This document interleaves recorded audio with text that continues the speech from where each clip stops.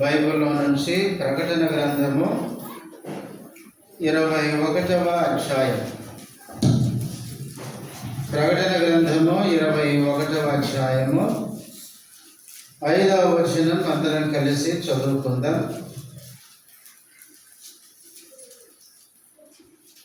ప్రకటన 21:5. అప్పుడు సింహాసనాసీనుడైనవాడు, ఇదిగో సమస్తమును నూతనమైనవిగా చేయుచున్నానని చెప్పెను. మరియు ఈ మాట నమ్మకమును నిజముగా రాయమని ఆయన నాతో చెప్పుచున్నాడు. తర్వాత సమూయేలు మొదటి గ్రంథము 30వ అధ్యాయం. సమూయేలు మొదటి గ్రంథము 30వ అధ్యాయం 19వ వచనం అందరం కలిసి చదువుదాం. కుమారులేమి కుమార్తెలేమి దోపుడుస్తున్నవి, వారు ఎత్తుకుని పోయిన అంతటిలో కొద్దిదేమి గొప్పదేమి ఏమీ తక్కువ కాకుండా దావీదు సమస్తమును రక్షించెను. యోవేలు గ్రంథము 2వ అధ్యాయం. యోవేలు గ్రంథము 2వ అధ్యాయము 25వ వచనం. అలాగే అందరం కలిసి చదువుకుందాం. మీరు కడుపార తిని తృప్తి పొంది మీ కొరకు వింత కార్యములను జరిగించిన మీ దేవుడైన యెహోవా నామమును స్తుతించున్నట్లు నేను పండిన మిడతలను, బొమ్మలి పొదలను, పసరు పొదలను, చీడ పొదలను నా మహాసైన్యము తిరిగివేసిన సంవత్సరముల పంటను మీకు మరలా చేస్తున్నాను. ప్రార్థన చేసుకుందాం.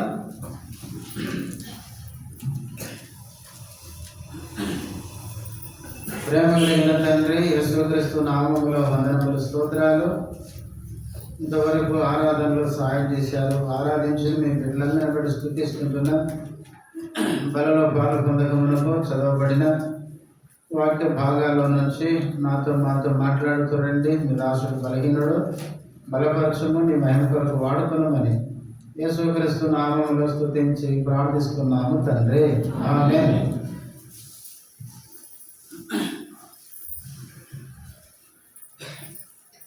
ప్రియులారా, మనం వాస్తవంగా ప్రతి వారము బలవర్తమానం కొరకై మనం సంఖ్యాకాండము ధ్యానిస్తున్నాం. మనం 22వ అధ్యాయం వరకు వచ్చాము. అయితే మనం నూతన సంవత్సరంలో ప్రవేశించాం కాబట్టి సార్వత్రిక సంఘ వాగ్దానములకు వచ్చిన వివరాలు కొన్ని మనకు తెలిస్తే మంచిదనిపించింది కనుక మనం సార్వత్రిక సంఘ వాగ్దానాన్ని మనం చదువుకోవడం జరిగింది. మనం సార్వత్రిక సంఘ వాగ్దానంలోనికి వెళ్ళకముందు ఫస్ట్ మనం వాగ్దానములకు వచ్చిన సంగతులు మనం తెలుసుకోవాలి. ఈ చివరి దినాల్లో కొంతమంది ఏమంటున్నారంటే అసలు వాగ్దానాలు తీసుకోవడమే తప్పు అని చెప్తున్నారు. లోకస్తులు జ్యోతిష్యం దగ్గరికి వెళ్ళి చిలక జోస్యం చెప్పించుకున్నట్లు 31వ తారీఖు క్రైస్తవులు కూడా ఆ చిన్న చీటి తీసుకొని జోస్యం చెప్పించుకుంటున్నారు అని ఎగతాళిగా మాట్లాడుతున్నారు. ప్రియులారా, మనం ఎప్పుడూ ఒకటి గుర్తుపెట్టుకోవాలి. దైవజనుడు భక్సింగ్ గారు మన సహవాసములో ఏదైనా ఒకటి ప్రవేశపెట్టాడు అంటే దాని గురించి ఎన్నో విధాలుగా ఆలోచించి ప్రార్థించి ఇలా చేయడం ద్వారా సంఘానికి, ప్రజలకి ఎంతవరకు ఆత్మీయంగా క్షేమం ఉంది అని ఆలోచించిన తర్వాతనే భక్తసింగ్ గారు దాన్ని సహవాసములో అనుమతిస్తాడు. లేకపోతే దీన్ని పెట్టేవాడు కానే కాదు. మనం ఎప్పుడూ ఒకటి గుర్తుపెట్టుకోవాలి. ఎవరో చెప్పారని విని గుడ్డిగా మోసపోవద్దు. అది ఎంతవరకు సత్యము అనేది మనం దేవుని వాక్యములో నుంచి మనము ఆలోచించాలి. మనము ఫస్ట్ గుర్తుపెట్టుకోవాల్సింది ఏంటంటే మన దేవుడు ఎవరైతే వాగ్దానము చేసే దేవుడు, అవునా? అందుకే వాగ్దానము చేసిన వాడు అనేది బైబిల్లో. మనమందరం చెప్పుకుంటాం, అబ్రహాముతో వాగ్దానం చేశాడు, ఆదాముతో వాగ్దానం చేశాడు, ఇసాకుతో చేశాడు, యాకోబుతో చేశాడు అని చెప్పుకుంటాం. మరి వాళ్ళందరితో చేసిన వాడు మనతో చేయడా? చేస్తాడో చేయడా చెప్పండి. మరి మనకు వాగ్దానం తీసుకోకపోతే మరి మనం పొరబడిన వాళ్ళం అవుతాం కదా.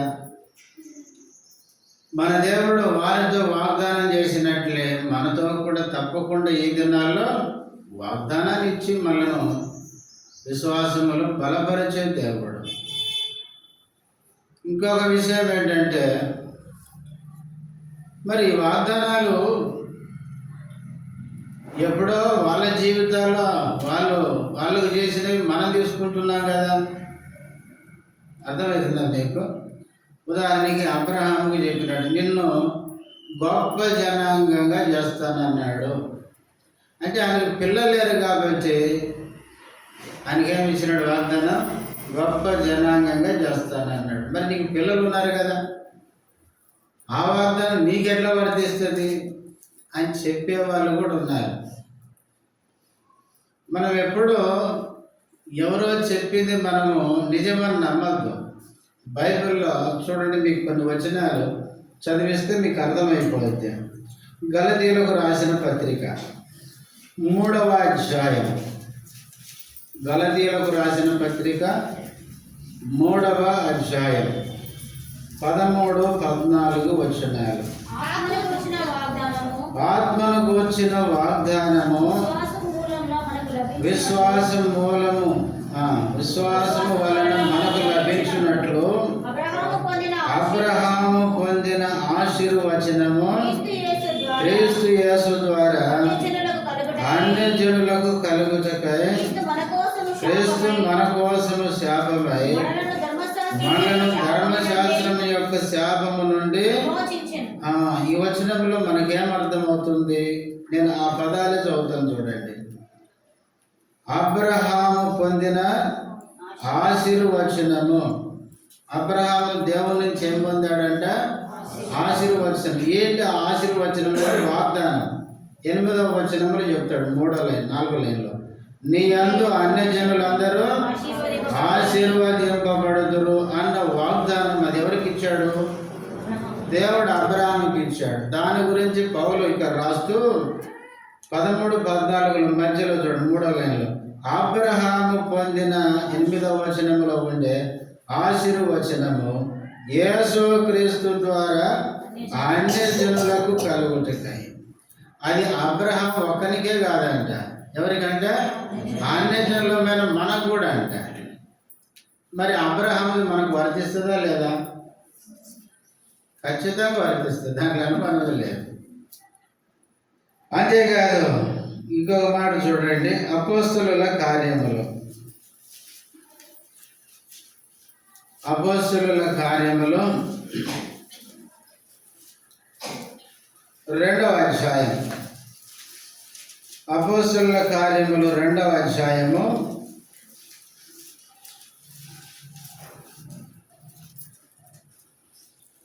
39వ వచనం.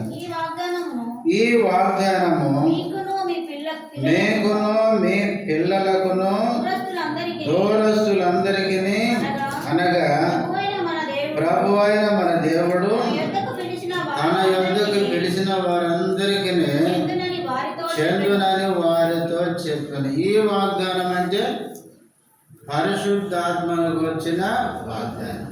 ఆ వాగ్దానం ఎక్కడ చెప్పాడు? యోవేలు గ్రంథంలో చెప్పినాడు కదా. యోవేలు గ్రంథంలో అంత్య దినముల యందు ఏం చేస్తా అన్నాడు? మనుషులందరి మీద నా ఆత్మను కుమారించదను అన్నాడు. వాస్తవంగా యోవేలు గ్రంథంలో ఉన్న వాగ్దానం ఇశ్రాయేలు ప్రజలకే అనుకుంటారు. అయితే అపోస్తలుల కార్యములు రాసిన లూకా భక్తుడు ఏమంటున్నాడంటే, యోవేలు గ్రంథంలో ఉన్న ఆ వాగ్దానం, ఇశ్రాయేలు ప్రజలతో చెప్పిన వాగ్దానము, ఈ వాగ్దానము మీకు అన్నాడు. అంటే పెంతెకోస్తు పండుగ దినాన యెరూషలేము ఎందరైతే వచ్చారో వాళ్ళకు అన్నాడు. వచ్చి 3,000 మంది ప్రభువుని అన్నారు చూడండి, వాళ్ళకు వర్తిస్తే. తర్వాత మీ పిల్లలకును అన్నాడు. వాగ్దానము వ్యక్తిగతంగా నాకని కాదు, నాకు, తర్వాత నా పిల్లలకు కూడా, తర్వాత దూరస్తులందరికీ. అంటే దూరస్తులంటే దేవుని నమ్మకుండా దూరంగా అన్యులకు ఉంటారు చూడండి, వాళ్ళు కూడా అందుకే వాళ్ళకు కూడా. ఇంకా మళ్ళీ చివరిలో అంటాడు, ఏమంటాడు? దేవుడు తన యొద్దకు పిలిచిన వారందరికీ చేతునని వారితో చెప్పాను. అంటే బైబిల్లో ఉన్న వాగ్దానాలు ఆ దినాల్లో ఉన్న వారికి వర్తిస్తుంది. తర్వాత ప్రభువుని నమ్మిన వారందరికీ కూడా ఆ వాగ్దానాలు ఏమవుతాయంటే వర్తిస్తాయి అని మనం గుర్తుపెట్టుకోవాలి. ఇంకొక మాట చూడండి, రోమీయులకు రాసిన పత్రిక 4వ అధ్యాయం 16వ వచనం. ఈ హేతు చేతను ఆ వాగ్దానము యావత్ సంతతికి అనగా ధర్మశాస్త్రము గల వారికి మాత్రము కాక అబ్రహామునకున్నట్టి విశ్వాసము గలవారికి కూడా దృఢము కావాలనని కృపననుసరించినదై ఉండునట్లు అది విశ్వాసం మూలమైనదాయను. ఇక్కడ పౌలు కూడా ఒక వాగ్దానాన్ని గురించి మాట్లాడుతున్నాడు. ఈ హేతువు చేతను ఆ వాగ్దానం అన్నాడు. ఆ వాగ్దానం అంటే ఏ వాగ్దానం? ఈ 4వ అధ్యాయంలో పాత నిబంధనలో ఉన్న 2 పదాలు చెప్పినాడు చూడండి. 4వ అధ్యాయము 3వ వచనం. లేఖనమేమి చెప్పుచున్నది? అబ్రహాము దేవుని నమ్మెను, అది అతనికి నీతిగా ఎంచబడెను. అబ్రహాము దేవుని నమ్మాడు, ఆ నమ్మకం అతన్ని ఏం చేసింది? నీతిగా ఎంచెను అన్నాడు. ఈ 7వ వచనములో ఎలాగనగా తన అతిక్రమములకు పరిహారము నొందినవాడు, తన పాపమునకు ప్రాయశ్చిత్తము నొందినవాడు ధన్యుడు అన్నాడు. ఇది కీర్తనలు 32 మొదట్లో ఉన్న వచనం. అటు అబ్రహాము గురించి చెప్తున్నాడు దావీదు, ఈ పౌలు ఇటు దావీదుని గురించి కూడా చెప్తున్నాడు. అబ్రహాము ఎవరంటే ధర్మశాస్త్రానికి ముందున్నవాడు. మీకు అర్థమవుతుందా? అబ్రహాము కాలంలో లేదు, ధర్మశాస్త్రం లేదు, మోసే అప్పటికి పుట్టలేదు. దావీదు కాలానికి ఎవరు పుట్టారు? మోసే పుట్టాడు. ధర్మశాస్త్ర కాలంలో ఉన్నాడు దావీదు. వీళ్ళిద్దరిని ఎందుకు చెప్పినాడు అంటే పౌలు, ధర్మశాస్త్రానికి ముందున్న అబ్రహాము విశ్వాసం ద్వారానే నీతిమంతుడయ్యాడు. దావీదు కాలంలో ధర్మశాస్త్రం ఉన్నప్పటికీ అతిక్రమాలకి పరిహారము ఎట్లా పొందాడంటే విశ్వాసము ద్వారానే. అంటే ధర్మశాస్త్రాన్ని బట్టి ఏ వ్యక్తి కూడా నీతిమంతుడిగా తీర్చబడడు అని అధ్యాయంలో చెప్తున్నాడు పౌలు. చెబుతూ ఇక్కడ 16వ వచనానికి వచ్చేసరికి ఈ హేతువు చేత ఆ వాగ్దానం అంటే పాత నిబంధనలు ఉన్న భక్తులకి ఇచ్చిన వాగ్దానాలు యావత్ సంతతికి, వాళ్ళకే కాదు. మీకు అర్థమైంది కదా? ఈనాడు చాలామంది బైబిల్ సరిగా అర్థం కాక అబ్రహాంకి ఇచ్చిన వాగ్దానం నీకెందుకు అయింది అంటాడు. ఇస్సాకు పొందిన వాగ్దానం నీకు సంబంధం ఏంటి? యాకోబు ఇశ్రాయేలుకి ఇచ్చిన వాగ్దానాలు అసలు ఇశ్రాయేల్ ఎందుకు అవుతావు అంటాడు. ఇశ్రాయేల్ దేశంలో ఉన్న వాళ్ళు యూదులు ఇశ్రాయేల్ అవుతారు కానీ నువ్వు ఎట్లయితావు అంటాడు. అసలు ఒక విషయం చెప్పమంటారా? యేసు క్రీస్తుని నమ్మిన వాళ్ళంతా ఇశ్రాయేల్. ఇశ్రాయేల్ అంటే ఆ దేశంలో ఉన్న వాళ్ళని కాదు, అబ్రహాము సంతతి అని. అబ్రహాం విశ్వాసునికి ఎవరంటే తండ్రి. లోకాసువార్త 19వ అధ్యాయం 9వ వచనం లేస్తున్నాడు జక్కని గురించి. ఇతడు కూడా అబ్రహాము కుమారుడే. ఎందుకంటే నేడు ఈ ఇంటికి రక్షణ వచ్చింది. రక్షణ పొందిన వాళ్ళందరికీ అబ్రహాము తండ్రి, మనమందరం అబ్రహాం పిల్లలు. ఇప్పుడు మనము క్రొత్త నిబంధన ప్రకారం, నూతన నిబంధన ప్రకారం అబ్రహాము సంతతైన మనం కూడా క్రొత్త నిబంధన ఇజ్రాయేలు అని గలతీ పత్రికలు ఉంటాయి. కనుక అబ్రహాం పిల్లలమైన మనకు అబ్రహాం వాగ్దానాలన్నీ కూడా మనకు కూడా వర్తిస్తాయి. ఇంకొక మాట చూడండి, ఎఫెసీయులకు రాసిన పత్రిక 3వ అధ్యాయం ముందు 3వ వచనం చదవండి. ఎట్లనగా క్రీస్తు మర్మము దేవ దర్శనం వలన నాకు తెలియపరచబడినదను సంగతిని గురించి మనకు సంక్షేపముగా రాసి తిని. ఇక్కడ 3వ వచనంలో పౌలు ఎఫెసీయులతో ఏమంటున్నాడంటే, క్రీస్తు మర్మము దేవ దర్శనం వలన నాకేమైంది తెలియపరచబడింది అన్నాడు. ఇప్పుడు 6వ వచనం ఆ మర్మం ఏంటో చెప్తున్నాడు. ఈ మర్మం ఏదనగా అన్యజనులు సువార్త వలన క్రీస్తు యేసునందు యూదులతో పాటు సమాన వారసులను ఒక శరీరమని సాటి అవయవములను వాగ్దానములో పాలివారులై ఉన్నారన్నదియే. పౌలుకు బయలుపరిచిన మర్మం ఏంటంటే దేవుడు, ఈ మర్మం ఏంటంటే అన్యజనులు యేసుని నమ్మునందువలన యూదులతో ఏమైనారో సమాన వారసులు. ప్రియులారా, అన్యజనులు కూడా యూదులతో ఏమైపోయినారు? ఇప్పుడు సమాన వారసులు అయ్యాం మనం, అంతే. అంతేకాదు, ఏమన్నాడు చివరిలో, వాగ్దానములో కూడా, అంటే యూదులకు ఎన్ని వాగ్దానాలు ఉన్నాయో ఆ వాగ్దానాలన్నిటికీ మనం కూడా ఏమైనా పాలువారులమైనా, మనకు కూడా పాలుంది ఆ వాగ్దానాల్లో. ఇప్పుడు చెప్పండి మీరు, పాత నిబంధనలో ఇశ్రాయేలు ప్రజలకు ఇచ్చిన వాగ్దానాలు మనకు కూడా వర్తిస్తే వర్తించవా? ఖచ్చితంగా వర్తిస్తాయి. వర్తించవు అంటే కనుక ఇంకా మనకు వర్తించేది ఏదో నాకు చెప్పాలి. అసలు వాళ్ళ లెక్క ప్రకారం అయితే బైబిలే మనకు వర్తించదు. నాకు బైబిల్కి ఏం సంబంధం లేదని నేను అనాల్సి వస్తుంది ఇప్పుడు. ఎందుకంటే ఇందులో నా గురించి రాసింది ఒకటి కూడా ఒక్కట్లేదు. నా పేరు మీద ఏమో ఉందా దీంట్లో? క్రీస్తుదాసు గారు నేను చెప్పేది వినాలని దేవుడు రాయించిన మాటలు ఎక్కడ ఉన్నాయా? ఒక్క వచనం లేదు బైబిల్. నాకు చెప్పాలంటే వాళ్ళ లెక్క ప్రకారం తీసుకొని అబ్రహాం వర్తించింది, నీకు అట్లా వర్తిస్తుంది అంటే కనుక కరెక్ట్ నాకు రాసింది ఏముంది? అట్లా తీసుకుంటే నాకు రాసింది ఒకటి లేదు. అట్లా చెప్పాలంటే యేసుప్రభు నాకు అక్కర్లేదు, బైబిల్ నాకు సంబంధమే లేదని చెప్పాల్సి వస్తుంది. అట్లా చెప్తే కరెక్ట్ అవుతా? అందుకనే ఈ దినాలు ఏమైపోయిందంటే మిడిమిడి జ్ఞానంతో వాక్యం సరిగ్గా అర్థం చేసుకోక ఆ దినాల్లో వాళ్ళు తీసుకునే మీకెట్లో వర్తిస్తే అని చెప్పి ఈ రోజుల్లో తప్పుగా బోధించి వాళ్ళు వాగ్దానాలు తీసుకుంటలేరు, తీసుకునే వాళ్ళను కూడా తీసుకోకుండా వాళ్ళు తప్పిపోయి అనేక మంది దేవుని ప్రజల్ని తప్పుదారికి తీసుకుపోతున్నారు. అందుకని ఈ చివరి దినాల్లో మనం జాగ్రత్తగా ఉండాలి. ఇంతకీ దేవుడు మనకు వాగ్దానాలు ఇస్తున్నాడు. ఆ వాగ్దానాలు ఎందుకు ఇస్తున్నాడు? నేను కొన్ని మాటలు మీకు చదివించి ముగించేస్తాను. చూడండి, మొదటిది, దేవుడు మనకు వాగ్దానాలు ఇచ్చుట్లో దేవుని ఉద్దేశం ఏంటంటే, రోమీయులకు రాసిన పత్రిక మొదటి సంగతి చూడండి, 4వ అధ్యాయం. రోమీయులకు రాసిన పత్రిక 4వ అధ్యాయం 20-21వ వచనం. అవిశ్వాసం వలన దేవుని వాగ్దానమును గురించి సందేహింపక దేవుని మహిమపరచి ఆయన వాగ్దానము చేసిన దానిని నెరవేర్చుటకు సమర్థుడని రూఢిగా విశ్వసించి విశ్వాసం వలన అబ్రహామును గురించి పౌలు ఇక్కడ చెప్తూ, అబ్రహాముకు దేవుడిచ్చిన వాగ్దానాన్ని అబ్రహాము సందేహించక ఆ వాగ్దానాన్ని దేవుడు నెరవేరుస్తాడని విశ్వసించి ఆ వాగ్దానాన్ని బట్టి ఏం తెచ్చుకున్నాడు? బలం పొందినాడు. అంటే వాగ్దానములు దేవుడు మనకు ఎందుకు ఇస్తున్నాడంటే మన విశ్వాసములు ఏం పొందడానికి?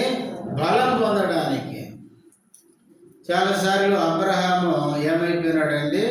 విశ్వాసములు బలహీనుడైనాడు. మీరు ఆదికాండం 15వ అధ్యాయానికి వస్తే దేవుడు అబ్రహాం దగ్గరికి వచ్చినాడు. అబ్రహామా, నేను నీకు కేడము, నీ బహుమానము అన్నాడు. అప్పుడు ఆయన బాధపడతా అన్నాడు, ఏమని? నువ్వు నాకు ఏమిస్తే ఏమి లాభం? నా ఆస్తిని అనుభవించడానికి వారసుడు లేడే అని బాధపడుతున్నాడు.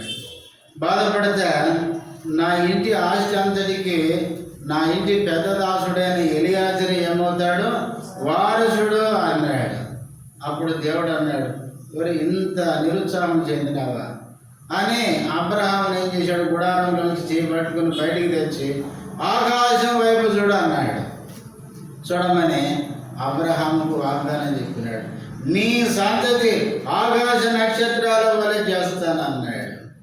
ఇప్పుడు అబ్రహాంకి ఎంత బలం వచ్చింది కదా ప్రియులారా. దేవుని వాగ్దానములు మనకు దేవుడు ఎందుకు ఇచ్చాడంటే, మనం ఆత్మీయంగా బలహీనమైనప్పుడు, విశ్వాసములో బలహీనమైనప్పుడు ఈ వాగ్దానాన్ని చూసినప్పుడు మనకేమొస్తుంది, బలం పొందుతారు. ఇప్పుడు చెప్పండి, వాగ్దానాలు వద్దంటే ఇప్పుడు బలహీనం కావాలి, అది దేవుని ఉద్దేశం అండి. అందుకనే ప్రియులారా, వాగ్దానములు దేవుడు ఎందుకు ఇచ్చాడంటే, ఆ వాగ్దానము ద్వారా దేవుని అయిన విశ్వాసములో బలపడడానికి. రెండవది చూడండి, రెండవది కొరింథీయులకు రాసిన 2వ పత్రిక 7వ అధ్యాయం 1వ వచనం. ప్రియులారా, మనకు ఈ వాగ్దానములు ఉన్నవి కనుక దేవుని భయముతో పరిశుద్ధతను సంపూర్తి చేసుకొనుచు శరీరమునకును ఆత్మకును కలిగిన సమస్త కల్మషము నుండి మనలను పవిత్రులనుగా చేసుకొందము. వాగ్దానాలు ఉన్నవి ఎందుకున్నవి, పరిశుద్ధతను ఏం చేసుకోవడానికి, సంపూర్తి చేసుకోవడానికి. మన శరీరానికి ఆత్మకు కలిగిన కల్మషము నుండి ఏం చేసుకోవడానికి, పవిత్రులనుగా చేసుకోవడానికి. దేవుడు మనకు వాగ్దానాలు ఎందుకు ఇస్తున్నాడంటే, రెండవది మనం పవిత్రం చేసుకోవడానికి, మన పరిశుద్ధతను ఏం చేసుకోవడానికి, సంపూర్ణం చేసుకోవడానికి. ఇప్పుడు వాగ్దానం మనకు వద్దు అంటే పరిశుద్ధతలో ఏం కాదు చెప్పండి, సంపూర్ణతలోనికి రాలేం. దేవుడు మనం రక్షించిన ఉద్దేశం ఏంటి, యేసుప్రభు అంటాడు కొండ మీద ప్రసంగంలో, నీ పరలోకపు తండ్రి పరిశుద్ధతలు ఎవరు, పరిపూర్ణుడు కనుక మీరు కూడా ఏం కావాలి, పరిపూర్ణులు కావాలి అంటాడు. ప్రియులారా, మనం కూడా పరిశుద్ధతలో సంపూర్ణతలోనికి రావాలి. యేసుక్రీస్తు నమ్మిన దినం మొదలుకొని దినదినము మనలో మార్పు రావాలి. ఇప్పుడు చూడండి, ఈ సృష్టినే చూసి మనం నేర్చుకోవచ్చు. నెల పొడుపు అంటారు తెలుసా, నెల పొడుపు అంటే చందమామ కొంచెము, అది మనము చిన్నప్పుడు బిస్కెట్లు తింటాం చూడండి, చందమామ బిస్కెట్లు తిన్నారా, అవి చెప్తే గుర్తుకొస్తుంది. నెల పొడుపు అంటే కొంచెం అట్లా గీతలాగా కొద్ది కనబడుతుంది. అయితే పౌర్ణమి నాటికి ఏమైంది చెప్పండి, అది పెద్ద ఫుట్బాల్లా కనపడుతుంది తెల్లగా. రోజు కొంచెం అది ఏమవుతుందంటే రోజు కొంచెం చందమామ తిరిగి పౌర్ణమి నాటికి ఏమవుతుందంటే మొత్తం చంద్రుడు వెలుగుతూ కనపడతాడు. అట్లాగే మనం ప్రభువు నమ్మిన దినం మొదలుకొని ప్రభువు వచ్చేంత వరకు మన పరిశుద్ధత ఏమవుతూ రావాలా, దినము మార్పు చెందే. ప్రభు వచ్చేసరికి ఆయన సమరూపంలోనికి మనము రావాలి, అది దేవుని ఉద్దేశం. ప్రియులారా, దేవుడు ఎందుకు వాగ్దానాలు ఇచ్చాడంటే, రెండవది మన పరిశుద్ధతలో సంపూర్ణతలోనికి రావడానికి, మనం పవిత్రపరచుకోవడానికి. అందుకే పైన ప్రియులారా మనకి ఏ వాగ్దానాలు ఉన్నాయని 7 మొదట్లో చెప్పి, ఏం వాగ్దానం అంటే పైన చెప్తాడు ఆలోచించేవాళ్ళు, నేను వారిలో నివసించి సంచరించు. దేవుడు చెప్తున్నాడు, దేవుని ప్రజల మధ్య దేవుడు నివసిస్తాడు, దేవుడు సంచరిస్తాడు. నేను వారి దేవుడనై ఉందును, వారు నా ప్రజలై ఉందును. దేవుని ప్రజలమైన మనము కింద ఏం చేయాలి, కావున మీరు వారి మధ్య నుండి వెడలి ప్రత్యేకముగా ఉంటుడి, అపవిత్రమైన దాన్ని ముట్టకూడని ప్రభు చెప్పుచున్నాడు. ఇది వాగ్దానం. దేవుడు చెప్పే ఈ వాగ్దానాలు మనకుంటేనే మనం పవిత్రం చేసుకుంటాం. దేవుని వాగ్దానాలు ఉంటేనే మన పవిత్రత సంపూర్ణం అవుతుంది. కాబట్టి ప్రియులారా, వాగ్దానాలు దేవుడు రెండవది ఎందుకు ఇచ్చాడంటే, మనం పవిత్రపరుచుకొని ప్రభు వచ్చే దినానికి మన పరిశుద్ధత సంపూర్ణం కావడానికి. నాకు వాగ్దానాలు వద్దంటే అర్థం ఏంటంటే ఉన్న భక్తి చాలు, ఉన్న పవిత్రత చాలు, ఇంకా నాకు యేసుప్రభు వచ్చినప్పుడు నేను ఎట్టున్నా పర్లేదులే అని ఇంకా వాడు చెడిపోయింది ఆల్రెడీ, ఇంకా అందరినీ చెడగొట్టడానికి రెడీ అయి కూర్చున్నాడు అనమాట. కాబట్టి దేవుని వాగ్దానం మనల్ని పవిత్రపరుచుకోవడానికి ఇది రెండవది. మూడవది చూడండి, హెబ్రీలకు రాసిన పత్రిక 6వ అధ్యాయం. హెబ్రీలకు రాసిన పత్రిక 6వ అధ్యాయం మొదట 13-14 వచనాలు చదవండి. దేవుడు అబ్రహామునకు వాగ్దానము చేసినప్పుడు తనకంటే ఏ గొప్పవారి తోడు అని ప్రమాణం చేయలేకపోయాను కనుక తన తోడు అని ప్రమాణము చేసి నిశ్చయముగా నేను నిన్ను ఆశీర్వదించును, నిశ్చయముగా నిన్ను విస్తరింపచేయును అని చెప్పాను. దేవుడు అబ్రహాముకు వాగ్దానం చేసినప్పుడు, కొన్నిసార్లు వాగ్దానం చేసేటప్పుడు అది నమ్మడానికి మనం ఏం చెప్తాం? మా అమ్మ తోడు, మా నాయన తోడు అంటాం. ఎందుకు? వాళ్ళని నమ్మేయడానికి. గొప్ప వాళ్ళ మీద ఒట్టు పెడతాం. అట్లాగే దేవుడు అబ్రహాముతో ప్రమాణం చేసేటప్పుడు ఏ గొప్పవాడు ఉన్నాడు దేవుని కంటే? అందుకే తన నెత్తి మీద చేపెట్టుకొని నా తోడు అన్నాడంట. అంటూ ఏమని వాగ్దానం చేశాడు? 14లో నిశ్చయముగా నేను నిన్ను ఆశీర్వదించును, నిశ్చయముగా నిన్ను విస్తరింపజేయునని వాగ్దానం చేశాడు. ఎందుకు ఈ వాగ్దానం చేశాడు అంటే, ఇప్పుడు 17-18 చాలా పెద్దగా ఉంది, కొద్దిగా ఆగండి. చివరిలో చూడండి, నేను చదువుతాను ఆ వచనాలు. చివరిలో ఏమంటాడు? మనకు బలమైన ధైర్యం కలుగునట్లు ప్రమాణం చేసి వాగ్దానమును దృఢపరచెను. ఎందుకు ఆ వాగ్దానం దేవుడు చేశాడంట?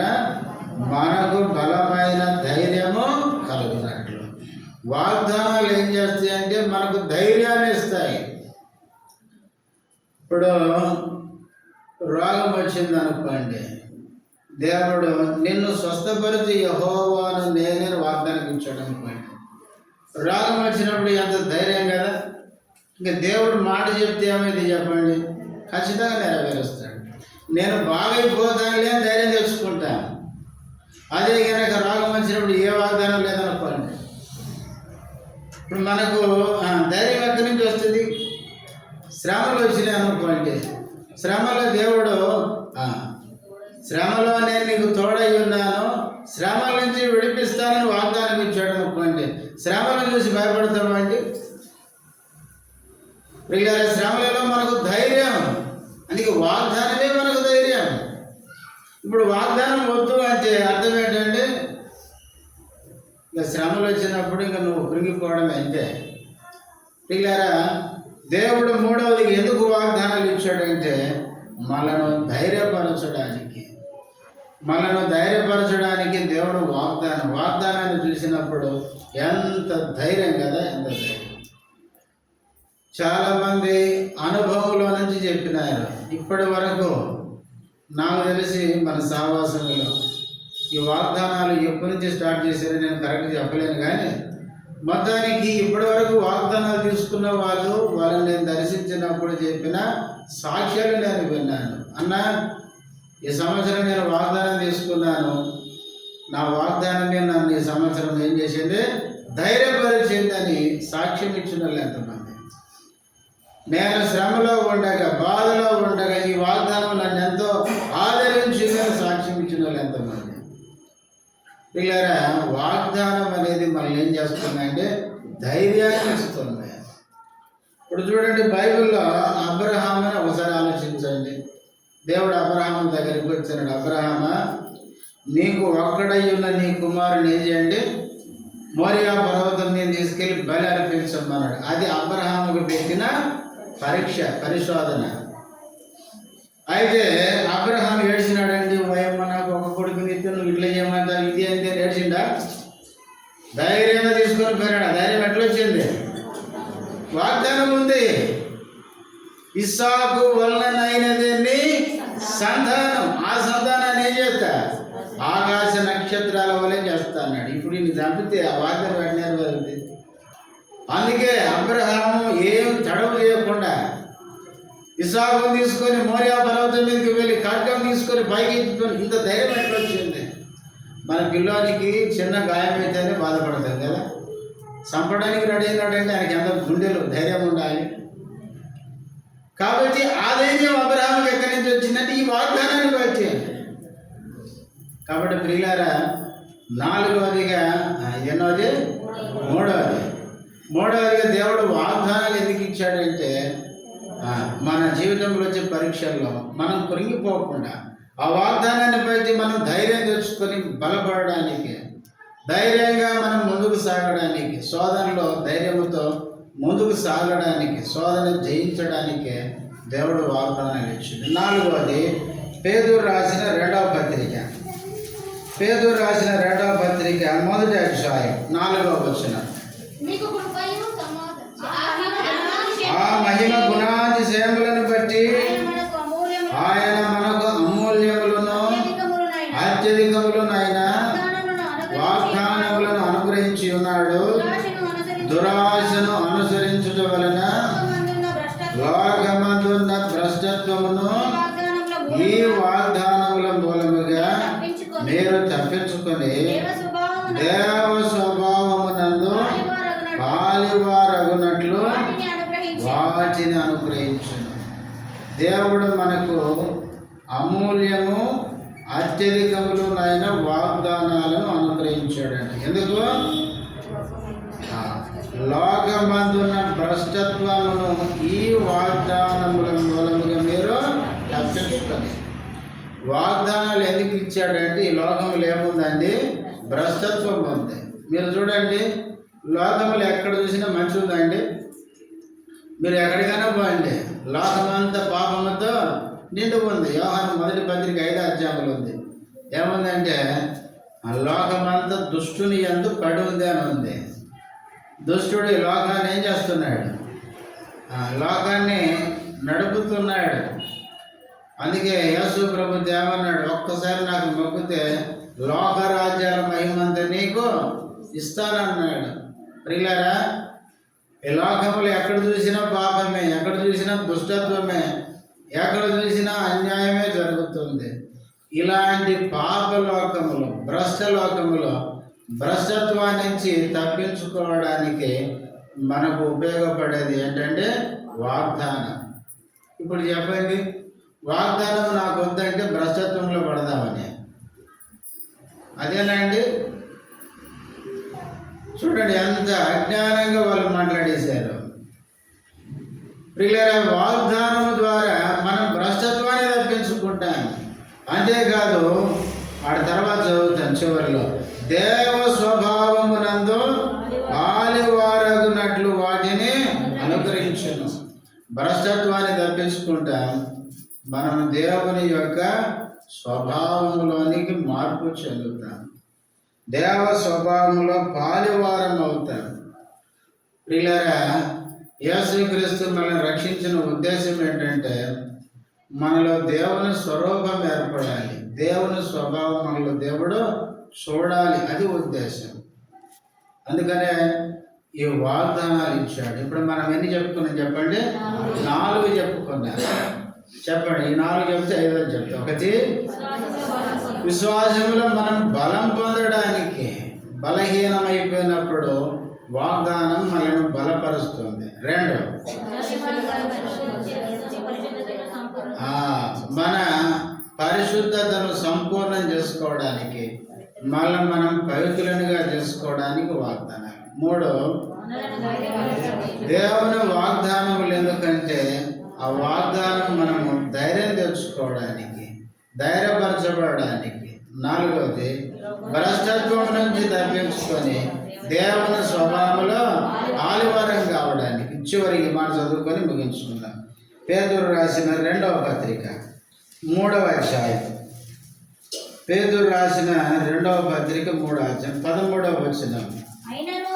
అయినను మనము ఆయన వాగ్దానమును బట్టి కొత్త ఆకాశముల కొరకును క్రొత్త భూమి కొరకును కనిపెట్టుచున్నాను, వాటి యందు నీతి నివసించును. చూడండి, వాగ్దానం మనల్ని ఏం చేస్తుందంట? కనిపెట్టే వారంగా చేస్తుందంట. ఇప్పుడు వాగ్దానమే లేకపోతే మనం కనిపెట్టే దేనికి? ఇప్పుడు మనకు వాగ్దానం ఉంది. ఏం వాగ్దానం? చూడండి, 3వ అధ్యాయం 4వ వచనం. అదే అధ్యాయం. ఆయన రాకడను వచ్చిన వాగ్దానమేమాయను, ఇతరులు నిద్రించినది మొదలుకొని సమస్తమును సృష్టి ఆరంభం ఉన్నట్టే నిలిచి ఉన్నది అని చెప్పుదురని మొదట మీరు తెలుసుకునవలెను. దేవుడు మనకేం వాగ్దానం చేశాడండి? రాకడను గురించిన వాగ్దానం చేశాడు. యేసు ప్రభువు వెళ్ళే ముందు ఏమన్నాడు? నేను మరలా వచ్చేదను, వచ్చి మిమ్మల్ని నా యొద్ద ఉండడానికి తీసుకొని పోతాను అని వాగ్దానం చేసినాడు. ఇప్పుడు ఈ వాగ్దానమే లేదనుకోండి, ఇంక మనం దేనికోసం సిద్ధపడాలి? దేనికోసం ఎదురు చూడాలి? వాగ్దానం అనేది ప్రభు రాకడ కొరకు, పరలోక రాజ్యం కొరకు మనల్ని కనిపెట్టేవారిగా చేస్తుంది. కనిపెట్టుట, ఎదురు చూచుట అనేది ఏం చూపిస్తుంది అంటే నిరీక్షణను మనకు నేర్పిస్తుంది. వాగ్దానం అనేది ప్రభు రాకడ కొరకు నిరీక్షించడానికి, కనిపెట్టుకోవడానికి మనల్ని సిద్ధం చేస్తుంది. ఒకవేళ ఈ వాగ్దానమే లేకపోతే ప్రభు వస్తాడని మనకు నమ్మకం ఉండదు. ప్రభు వస్తాడని నమ్మకం లేదనుకోండి, ఇక మనం ఏం చేస్తాం? రోజు తిందాం, తాగుదాం. ఎందుకంటే ఇక మనం ఎటుపోతామో మనకు తెలియదు. కాబట్టి బతికినంత కాలము భూమి మీదనే సుఖంగా బతుకుదామని ఇష్టం వచ్చినట్టు బతుకుతాం. యేసు ప్రభు వస్తున్నాడని వాగ్దానం మనకు గుర్తుకొచ్చినప్పుడు మనకేమైందంటే, అరే ప్రభు వస్తే నేను ప్రభు దగ్గరికి పోవాలి కదా, నేను ప్రభు కొరకు జీవించాలి కదా అన్న ఆలోచన వస్తుంది. ఒకవేళ అదే కనుక లేకపోతే మనకు నిరీక్షణ లేదు, ప్రభు కొరకు కనిపెట్టడం అంటూ లేదు. కాబట్టి వాగ్దానములు దేవుడు ఎందుకు ఇచ్చాడంటే మనం 5 విషయాలు చెప్పుకున్నాం. ఒకటి, మన విశ్వాసమును బలపరచడానికి. రెండవది, మనం పవిత్రపరచుకొని పరిశుద్ధతలో సంపూర్ణం కావడానికి. మూడవది, మనము ధైర్యంగా సోదరులో నిలబడడానికి. నాలుగవది, భ్రష్ట స్వభావం తప్పించుకొని దేవుని స్వభావంలో పాలుభారం కావడానికి. చివరిగా ప్రభు రాకడ కొరకు మనం నిరీక్షిస్తూ ఆ రాకడ కొరకు కనిపెట్టడానికి వాగ్దానాలు ఇచ్చినాడు. కాబట్టి మనం తప్పకుండా విశ్వాసంతో ప్రార్థన పూర్వకంగా దేవుడు మనకి ఇవ్వాలనుకున్న వాగ్దానాన్ని మనము తీసుకోవాలి. అయితే ఇది మనం గుర్తుపెట్టుకోవాలి. వాగ్దానం తీసుకున్న తర్వాత ఒకటి నమ్మాలి. దేవుడు వాగ్దానం ఇచ్చాడు, తప్పకుండా నా జీవితంలో నెరవేరుస్తాడు. నమ్మాలి. పరిస్థితులు ఎట్లున్నా నమ్మాలి. రెండు, దాని నెరవేర్పు కొరకు మనం ఏం చేయాలి? ప్రార్థన చేసుకోవాలి. అబ్రహాముతో వాగ్దానం చేశాడు, ఏమో నీ సంతతి వారిని తమది కాని దేశంలో 400 సంవత్సరాలు బానిసలుగా ఉంటారు, ఆ తర్వాత నేను విడిపిస్తానంటే విడిపించే టైంలో ఇశ్రాయేలు ప్రజలు దేవునికి ఏం చేశారు? మొరపెట్టారు అన్నది బైబిల్. మొరపెట్టిన తర్వాత అబ్రహాముతో దేవుడు చేసిన వాగ్దానం ఏం చేశాడు? జ్ఞాపకం చేసుకున్నాడు. అందుకే మన వాగ్దానం నెరవేర్పు కొరకు మనం కూడా దేవునికి ఏం చేయాలి? మొరపెట్టాలి, ప్రార్థన చేయాలి. మూడవది, వాగ్దానం నెరవేర్చేంత వరకు ఓర్పుతో ఎదురు చూడాలి. హెబ్రీ పత్రికలో ఉంది. ఓర్పుతో వాగ్దానము స్వతంత్రించుకున్నారు, పొందారు వాళ్ళు. కాబట్టి ఈ 3 చాలా ప్రాముఖ్యమైనది. విశ్వాసం నుంచి ప్రార్థించి, మూడవది ఆ వాగ్దానాన్ని మనము స్వతంత్రించుకోవాలి. చాలామంది తీసుకుంటారు, ఏం నెరవేరిందంటే ఏమో నమ్మకం ఉండదు. నెరవేరుస్తాడు అని కూడా నమ్మారు. నమ్మనప్పుడు తీసుకునేమి లాభం. రెండవది, అసలు వాగ్దానం తీసుకున్న తర్వాత అది ఏం వాగ్దానమో కూడా గుర్తుండదు. ఇంకా ప్రార్థన ఏం చేసుకుంటారు? ఒకసారి ఒక ఆమె నీ వాగ్దానం ఏందక్క అంటే జనవరి 1 వెళ్ళింది అంతే. ఇంటికి పోయి నీ వాగ్దానం ఏందక్క అంటే ఏమో అన్నా ఎక్కడో తీసుకురాకపోతే ఎదుగుతుంది. తర్వాత వాగ్దానం కనపడలేదంటే, మీరు వాగ్దానాలు తీసుకునేటప్పుడు కూడా నేను గమనించిన 19 పిరికిలతో తీసుకున్నారు. దాంట్లో ఏది మీద అన్నట్టు? ఒక పిరికినట్టు 10 తీసుకున్నాము, దాంట్లో ఏది మీది? అందుకే నేను చెప్పేది ఏంటంటే, ముందు ఒకటి తీసుకోండి ప్రార్థన పూర్వకంగా వచ్చి, కావాలంటే మళ్ళీ వచ్చి తీసుకోండి. అది నేను చెప్పేది. ఒకసారి పిరికిన తీసుకోండి, ఆ 10 వస్తే 10లో నీదేది? 10 నాది అంటావా? ఒక ఆయన అన్నాడు, బైబిల్లో ఉన్న వాగ్దానాలని మనం ఇంకెందుకు వాగ్దానం తీసుకోవాలన్నాడు. ఒక మాట చెప్పితే ముగించేస్తా. ఇప్పుడు చూడండి, వ్యవసాయదారుడు ఉన్నాడండి, పొలం పండించినాడు. ఆ పంట ఎవరిదండి? ఆయనదే. ఒక్కరోజు అంత తినేస్తాడా? ఏం చేస్తాడు? కొంచెం కొంచెం పెంచాడు. అట్లాగే బైబిల్ అంతా మందే, నో డౌట్, అంతే, దాంట్లో అనుమానమే లేదు. బైబిల్ ఉన్న వాగ్దానాలన్నీ, అందుకే గ్రంథ వాగ్దానాలన్నీ మనవే అని ఒకసారి ఆకలింపు చేసుకుంటామా? మనం అందులో కొన్ని కొన్ని మనం జీవితంలో అన్వయించుకుంటాం. అట్లా మనం ప్రియులారా, ప్రతి దినము దేవుడు వాగ్దానం ఇస్తాడు, వాక్యం ద్వారా మాట్లాడతాడు. అదే సమయంలో సంవత్సరానికి ఒకసారి కూడా తీసుకొని అదే దేవుడు మనకి ఇచ్చిన వాగ్దానాలను మన జీవితంలో నమ్మి దాన్ని స్వతంత్రించుకోవాలి. కనుక వాగ్దానం మనం తీసుకోవాలి. తీసుకున్న వాగ్దానం ఎందుకు ఇచ్చాడో మనం గుర్తించాలి. ఆ వాగ్దానం కొరకు ప్రార్థన చేయాలి. ఆ వాగ్దానాన్ని నెరవేర్చడం మనము అనుభవపూర్వకంగా జరగాలి. ప్రార్థన చేసుకుందాం. మోకరించండి.